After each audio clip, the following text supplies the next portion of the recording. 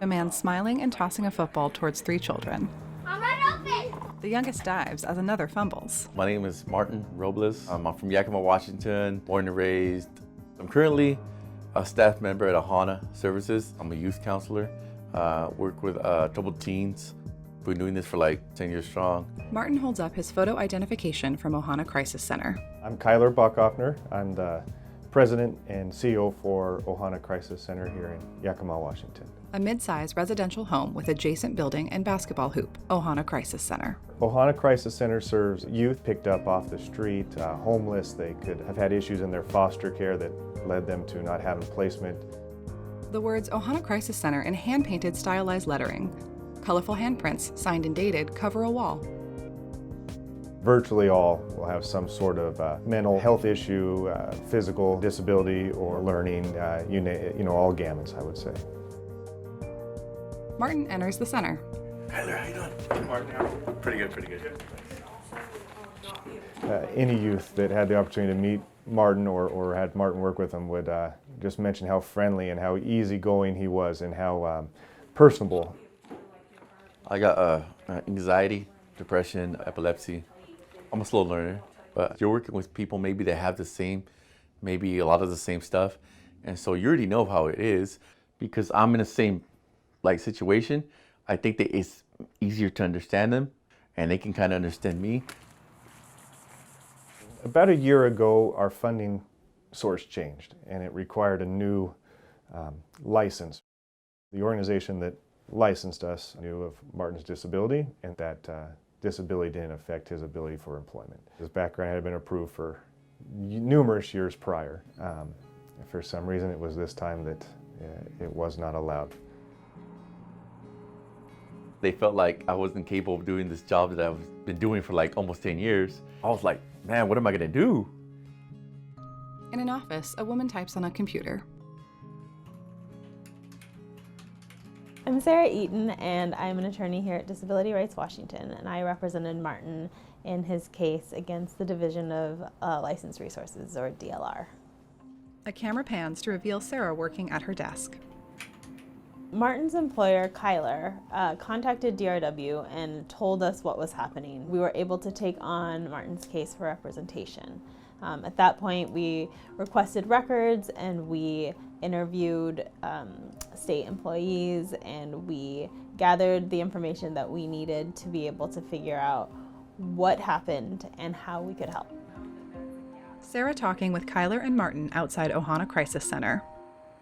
Martin had worked at the Crisis Center for a number of years. He had done a great job. He had nothing in his personnel file, no incidents, no complaints, no grievances. When he self-disclosed to the state's licensor that he had disabilities, they said, well, we need to see all of your mental health history. He declined, and when he declined, they wouldn't pass his background check, and he lost his job.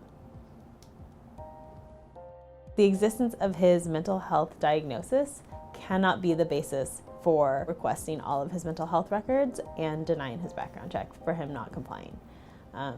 That's pure discrimination. To me, it's like, okay, I just felt like they labeled me. And they basically just kind of pushed me to the side, like, no, like, you don't matter. This don't matter, like that, without really getting to know me, and without give me the credit I deserve for the work I have done, so. Martin had positive reviews from not only his employer, but from the youth that he served, the social workers of those youth, the Yakima, our local police department, who had knowledge of Martin as they would place kids here and Martin would be on shift. There was nothing that ever stood out that would draw concern of Martin's ability to care and supervise for the youth that we have. To have an employee of the Crisis Center who is able to relate to the youth about his own lived experience seems to be incredibly valuable. A valuable asset that you would want your employees to have. Then to be unable to work and to actually have your background check denied because of that disability, I think sends a really harmful message to youth who may be experiencing anxiety or depression or other mental illnesses. So after our investigation and reviewing the records and talking to a number of individuals, we were able to work with the attorney for the state and negotiate a settlement agreement so that Martin could get back to work. With the help of DRW, I'm where I want to be. I'm back where I want to be. I'm pretty grateful. They're willing to take the time to help you. It's tremendous to have him back. He's a solid employee, and I know he's already excited to get back to work and has been working on what shifts he can come fill in for already.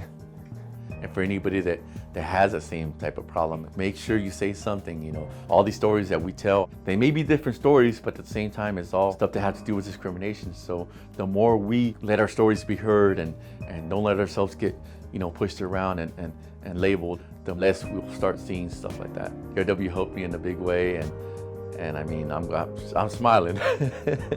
So I'm feeling great. So.